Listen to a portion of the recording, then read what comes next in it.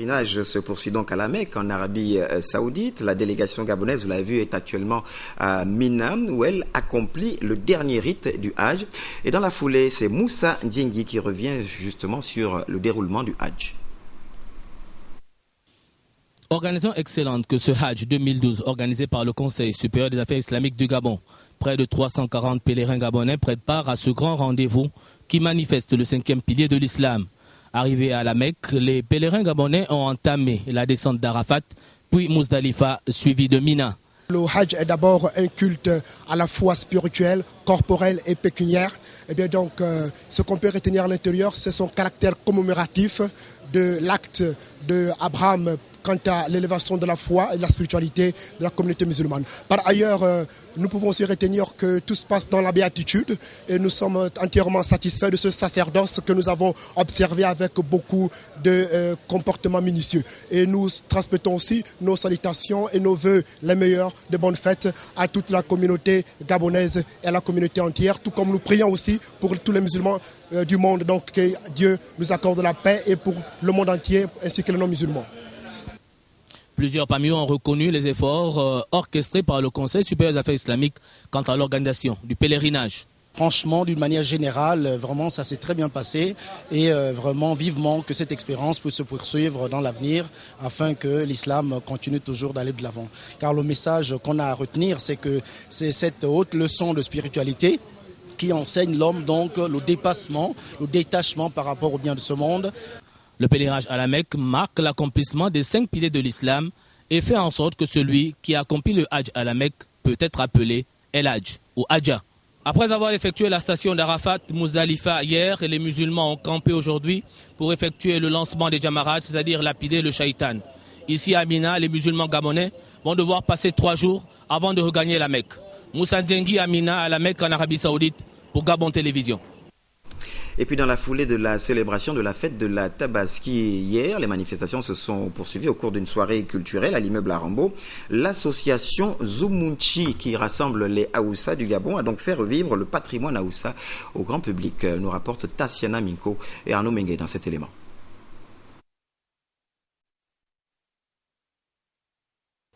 La Tabaski, fête musulmane du sacrifice, est aussi l'occasion pour la communauté de revivre les valeurs culturelles qui font la tradition Haoussa. C'est donc tout le sens accordé à cette soirée traditionnelle organisée par l'association Zumunchi, association des musulmans du Gabon, autour de son président Ben Bachir. Dans l'islam, il y a 2 jours dans l'année, notamment la fête de l'Aïd el-Fitr, la fête du jeûne, et puis la fête de l'Aïd el-Adha, c'est-à-dire aujourd'hui la fête de mouton qu'on appelle communément Tabaski. Nous voulons, au-delà de l'aspect islamique de cette fête, joindre aussi notre culture. Ici, chaque prestation d'artistes musulmans venus d'horizons divers est tout un symbole. Si pour les stylistes, le but est de mettre en exergue le vêtir Haoussa, les comédies musicales, quant à elles, sondent le sens profond de l'amour. Dans la culture Haoussa, il y a l'amour, il y a la solidarité. C'est une femme qui appelle à son homme de l'approcher et de la aimer et de la doloter. Donc, moi qui est l'homme, c'est ces gestes que vous avez vus tout à l'heure que je faisais. Puis s'en est suivi l'univers du rire avec le groupe Sourire à côté.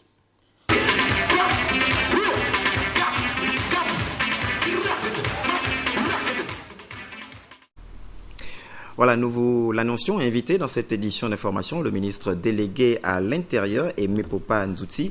Monsieur le ministre, bonsoir.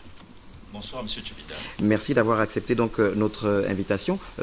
Monsieur le ministre, depuis mardi dernier, donc les populations, les Librevillois sont confrontés à des difficultés d'approvisionnement en eau. Alors, puisque nous vous avons officiellement sur ce plateau, nous allons peut-être revenir tout d'abord sur les raisons de cette situation.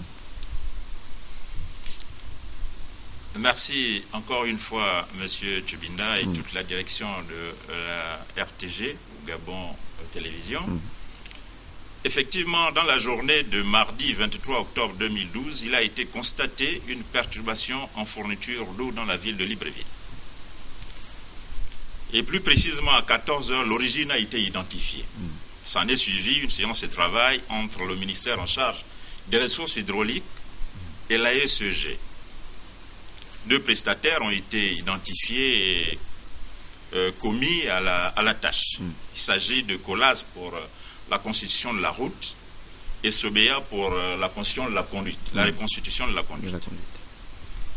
Le mercredi 24, les travaux ont démarré pour la partie chaussée et entre-temps, Sobea préparait sa reconstitution de la conduite. Donc, depuis jeudi, dans l'après-midi, Sobea a commencé sa partie qui s'est pratiquement achevée tout à l'heure à 18h, selon les informations que nous avons reçues du ministère en charge des ressources hydrauliques. D'accord. Alors, Monsieur le ministre, là, vous évoquiez à l'instant donc les mesures prises immédiatement par le gouvernement et donc son prestataire, l'ASEG. Une question nous taraude tout de même, Monsieur le ministre, est-ce qu'on ne pouvait pas-t-on donc prévenir cet incident qui visiblement est provoqué par une insuffisance d'entretien du réseau, finalement? Encore une fois, il faut dissocier les incidents enregistrés ces derniers temps. Il y a l'incident de la route au niveau de Meillan qui est dû à une rupture d'un ouvrage d'art, les fameuses buses en métallique construites dans son temps, parce que les gens n'avaient jamais pensé dans son temps qu'il fallait des ouvrages durables en béton. Ils nous ont posé ces buses en métallique qui sont en fait des buses d'entretien. Et du moins, si on veut le dire, c'est des buses ou des ouvrages provisoires, mais qui sont restés comme des ouvrages définitifs. Bon, le deuxième problème, donc, qui n'a rien à voir avec celui-là de Meillan, c'est celui de cet ouvrage qui s'est effondré aussi sur une ancienne route nationale où passait effectivement cette conduite DN 1000, donc conduite 1000. Qui, il faut le rappeler, fournit plus de 65% de la production d'eau pour la ville de Libreville. Cet incident passé, donc cette conduite ayant volé en éclats, il a fallu la reconstituer. Donc pour la reconstituer, on ne va pas la poser dans le vide, il faut sur une voie. C'est ça la voie qui a été reconstituée par l'entreprise Colas et Sobea n'a fait que reconstituer la conduite DN 1000. Donc vers 18h, les travaux ont pris fin et que il faut signaler que même si les travaux ont pris fin à 18h, la tuyauterie, donc les tuyaux, du moins les conduites et les réservoirs d'eau, tout ce qu'on avait comme réserve est totalement asséché. Il n'y a rien. Alors justement à ce propos, votre collègue des ressources hydrauliques était donc sur le site où s'effectuent les travaux et l'un des responsables de la SEG annonçait un retour à la normale pour lundi. Est-ce que vous avez également cette information? Les Gabonais peuvent s'attendre à un retour effectif à la normale lundi? Effectivement, on dit lundi, oui, mais ça peut se faire un peu avant. Les délais donnés par les prestataires, c'est lundi, parce qu'effectivement, les conduites et les réservoirs, comme je viens de dire, c'est vraiment c'est sec aujourd'hui. C'est vraiment sec. Et on ne peut pas pomper tout de suite, parce qu'il faut non seulement faire des essais sur ce qui a été reconstitué, pour qu'il n'y ait plus de dégâts, avant de couvrir totalement. Donc, dès que les essais sont bons, on va repomper l'eau vers Libreville pour remplir les réservoirs et commencer la distribution normale. Mais il faut dire que le gouvernement a pris des mesures pour essayer de soulager un tant soit peu les populations. Depuis hier, jeudi, les forces de défense et de sécurité s'emploient à approvisionner certains quartiers qui ne pouvaient pas l'être par le jeu de lestage, si je peux l'appeler ainsi, je ne suis pas technicien de l'eau, donc de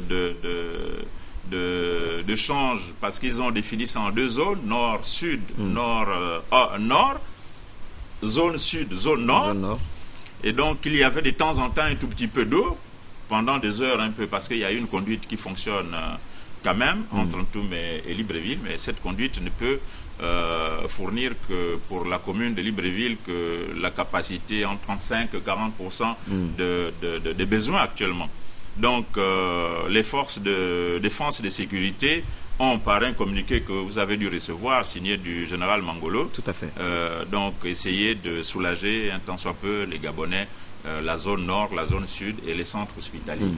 Alors, dernière préoccupation, monsieur le ministre, un retour à la normale très certainement lundi, on l'espère, mais derrière, encore une préoccupation des Gabonais, de Libreville et ses environs, en l'occurrence la desserte effective et convenable. Est-ce que le gouvernement a un plan finalement d'investissement concernant notamment l'alimentation en eau de la ville de Libreville et ses environs?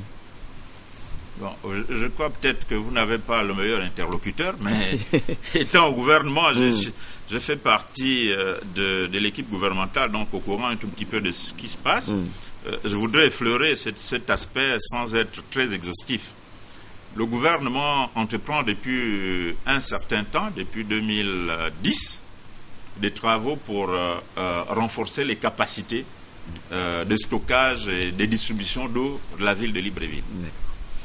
Aujourd'hui, on peut dire qu'il y a un réservoir fini, non testé, au niveau du PK 9, d'une capacité de 7500 mètres cubes.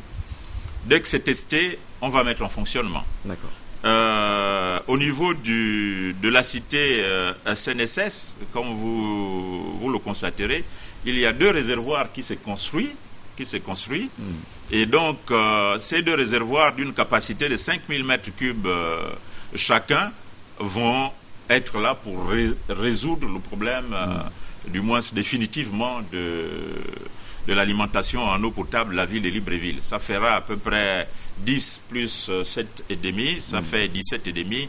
Et donc, avec le renforcement, vous avez, pour ceux qui font la route d'Entoum, ils vont s'apercevoir qu'il y a actuellement disposé le long un certain nombre de conduites. Donc, c'est les conduites 1200, EDN 1200, donc c'est 1 mètre 2.